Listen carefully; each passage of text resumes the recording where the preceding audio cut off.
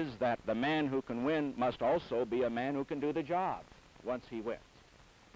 Now, my answer to those who say, because I have lost a couple of elections, can I win it? I suppose this will sound like a statement of some conceit, but as you enter a campaign, you must go in with confidence, and I have great confidence, not cockiness, but confidence.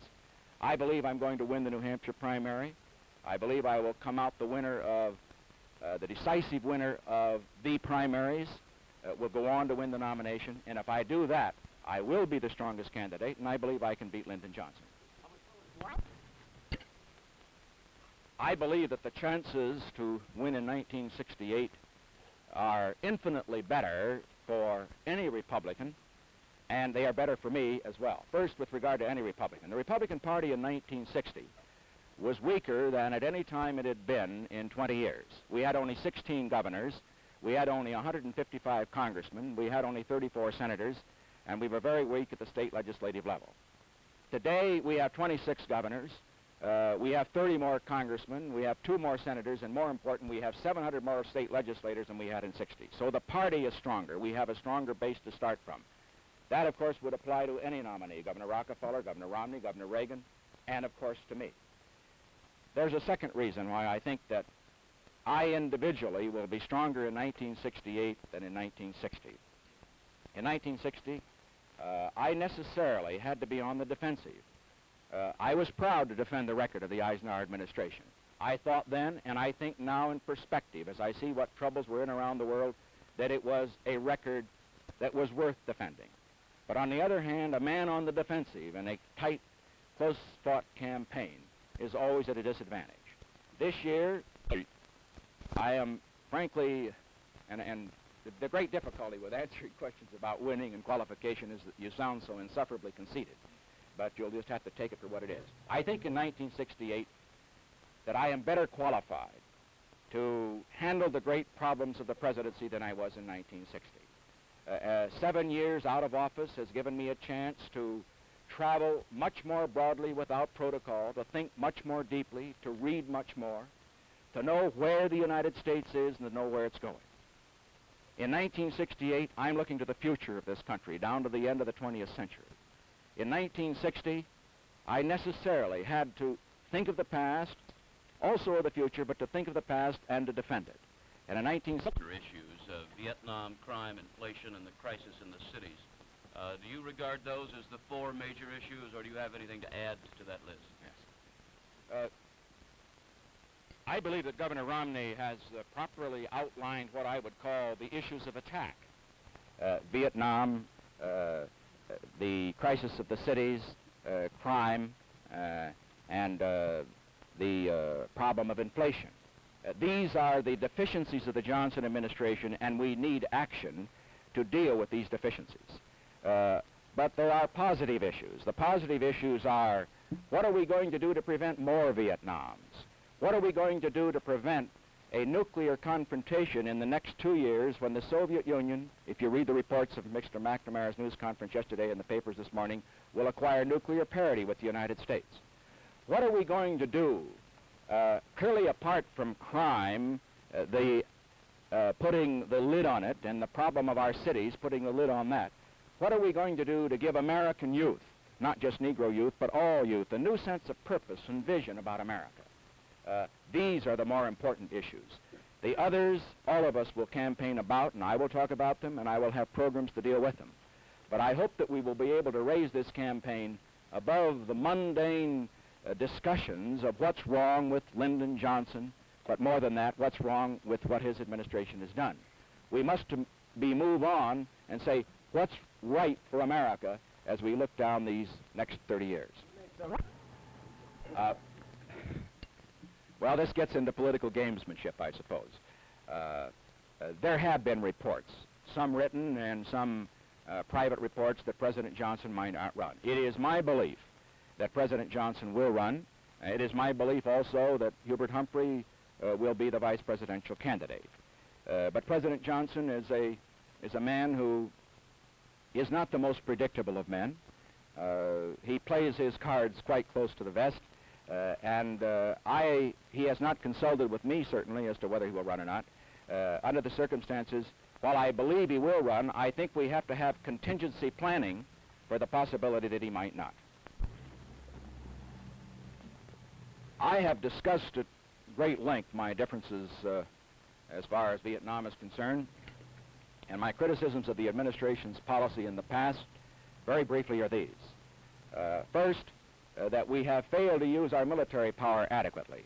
By using more power earlier, we could use less power now. We have failed to use our economic and diplomatic power adequately. We have failed to apply the leverage that could have been applied with the Soviet Union to enlist them on the side of peace in Vietnam, rather than playing the role they presently play of instigating and fueling the war. We have failed in South Vietnam, in the critical area, until very, very lately, of having the South Vietnamese take a greater responsibility for their own defense and also in the pacification program. We have failed on the diplomatic front in changing the deal too often. From day to day, the enemy doesn't know whether this administration is going to be for this or that or some other proposal, the San Antonio proposal or Mr. Clifford's or somebody else. And if you want peace with this kind of an enemy, you must decide what you want, you must lay it on the line and then stick to it. Because when you change the deal, it encourages the enemy to hang on in the view that he might get a better deal. And finally, this administration has failed in the most critical area of all, and that is in informing the American people about why we are there, and thereby providing a degree of unity behind this war, unity which is important here, but unity which is vital to convince the enemy that he cannot win politically what he fails to win militarily. What can we do between now and November?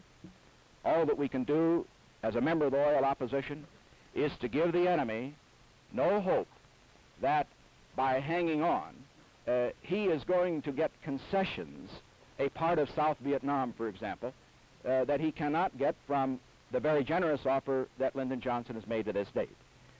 After November, assuming this war is still on, and I hope that it is not, but after November, I am convinced that a new administration and a new president, with the mandate of an election behind him, will have the diplomatic, the economic, the military tools at his disposal, and I am convinced he can use them far more effectively to bring this war to a swift conclusion.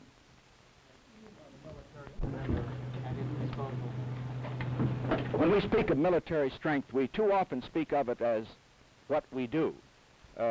We fail to recognize that our military strength is far more effective as a diplomatic weapon than simply as a military weapon in the field. Anyone who knows how the war in Vietnam, the war in Korea ended, knows that it was the military strength in being, rather than its use, which enabled General Eisenhower to bring quite great leverage on the North Vietnamese.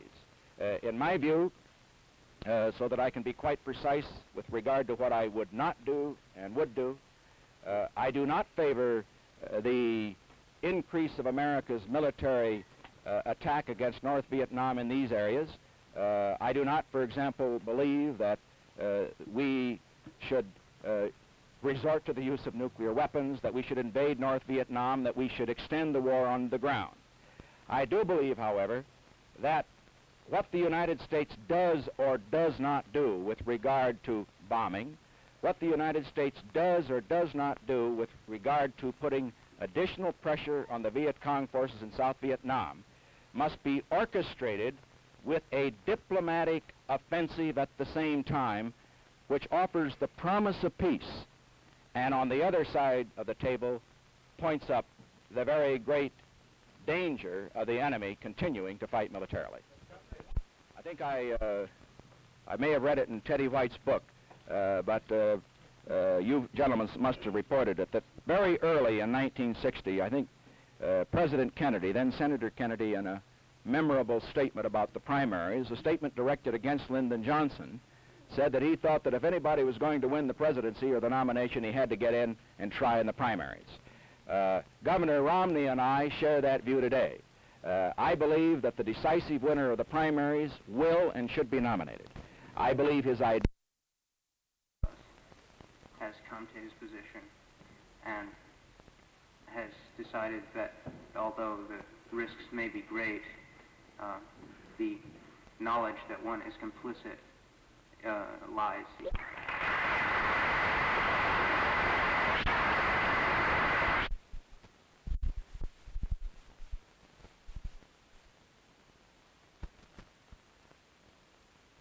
That this is not my last press conference. And I should also say that for those who have early deadlines, and I realize that because this conference was delayed due to weather, that some of you may want to get this information at the beginning, I have an announcement with regard to the other primaries that I will be entering and those that I will not be entering. Yesterday, I informed the Nixon for President campaign committees in the states of Wisconsin, Indiana, South Dakota, Nebraska, and Oregon that I would be entering those primaries and that their campaigns could go forward with my cooperation. Oh, I'm sorry. Yeah. Well, I'll repeat that statement for the two other primaries involving not entering primaries in what are called favorite son states. I talked by phone to Governor Schaefer of Pennsylvania, to Governor Reagan of California, and to a representative of Governor Rhodes in Ohio, and indicated my decision that unless the situation changed, and I do not anticipate any change in this respect, that I would not enter primaries in any favorite son states. The reason for that decision is that my major objective, and I'm sure the major objective of all the candidates and non-candidates, is victory in November. And to enter a favorite son state might affect the nomination, but it would assure the loss of that state in November, and consequently I have made that decision and have announced it to the various favorite sons involved. There will be an advance text for my remarks tomorrow night, and that text will be nice. What are you going to offer the American people in the way of a policy toward Vietnam that they don't have the present administration? Well, my policy toward Vietnam has been spelled out on many occasions, including my previous visit to New Hampshire, and I will continue to discuss it in major statements during the New Hampshire campaign. At this point, I think it is very important to make quite clear that when American forces in Vietnam are under very devastating assault from a desperate, I would hope, last-ditch effort on the part of the Viet Cong, we must recognize that that effort by the Viet Cong and the North Vietnamese is not directed toward our forces in South Vietnam. It is directed toward public opinion in the United States. And I want to make it very clear that as one member of the loyal opposition and as a candidate for the presidency that we may be divided on many issues, but that the enemy in North Vietnam and the Viet Cong in South Vietnam cannot and should not count on American division to gain politically in the United States what they cannot gain militarily in Vietnam. I begin with that proposition. I have had and I will continue to have differences with the administrations on the conduct of this war. I don't believe that there's ever been a time in our history when more military and economic and diplomatic power has been used less effectively than in Vietnam. But insofar as the commitment is concerned, a commitment which is shared, I understand, by this administration, that this war must be brought to a successful conclusion, and by successful that means a conclusion which does not reward aggression and which does not produce what would be the elements which would bring on another war. That commitment is one that is above partisanship, and it is one that I support. Our disagreement on the war in Vietnam is not about the goal. Our disagreement is about the means to achieve that goal. I believe that better diplomacy, more effective use of our military and economic strength can bring this war to a quicker conclusion. And I will be spelling out ways and means to that to be accomplished during the course of this campaign. To debate here for the New Hampshire primary. I've considered the proposal of Governor Romney that he and I engage in a series of debates. As you gentlemen are aware, he sent me a wire indicating that in a friendly way that a challenge had been laid down. And I have decided that it would not be in the best interests of the objective to which both Governor Romney and I are deeply dedicated, the election of a Republican president in November, for a debate to occur between potential Republican nominees. the great debate in 1968 will be and should be between the Republican nominee and Lyndon Johnson.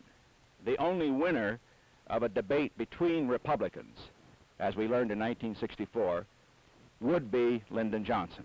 And so consequently, I will state my views on the issues. I know Governor Romney and other potential candidates will state their views on the issues, but I do not think that personal confrontation and debate would serve the interests of a victory in November, and consequently, I will not engage in a debate.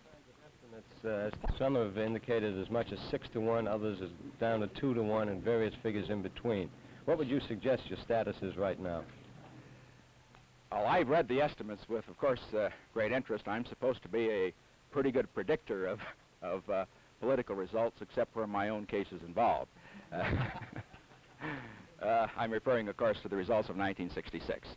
In this campaign, let me say right now that I'm going to content myself by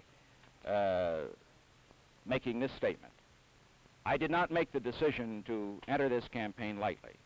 As I told you gentlemen when I met with some of you when I was in New Hampshire a couple of months ago, I became a candidate for the presidency only after I became convinced that I could win a decisive majority of the primaries, and after winning the primaries, win the nomination and win the election and then do the job. Those are the considerations that entered into that decision. I believe that having made that decision, that I will simply say that any predictions would simply be self-serving. Many of them would not, and very appropriately, not be believed. I think that this primary and all the primaries will be hard-fought. They will be cleanly fought, and I think they will be much closer than any of the polls would indicate. Opponent here in New Hampshire, Romney or Rockefeller, Mr. Nixon, in your estimation? Well, Mr. Wallace, your opponent is the man who's in the arena, and not the man who's in the grandstand, rooting for the man in the arena.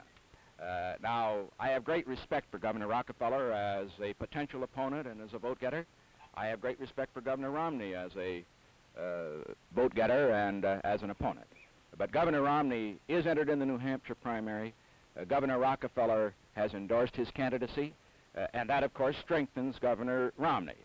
When you, referring to your earlier question, I will go this far by saying that Governor Romney's strength must be increased by the unpredictable amount that the Rockefeller support will add to his strength when that support becomes widely known during the course of the campaign, as it will. So what you really have to do is to take the Rockefeller standing in New Hampshire and the Romney standing in New Hampshire and add it together and see whether the Nixon standing will overcome it. What of Romney in New Hampshire at this moment? I assume that what you're referring to is that Rockefeller on a write-in basis then, if that is correct, because naturally he is not on the ballot.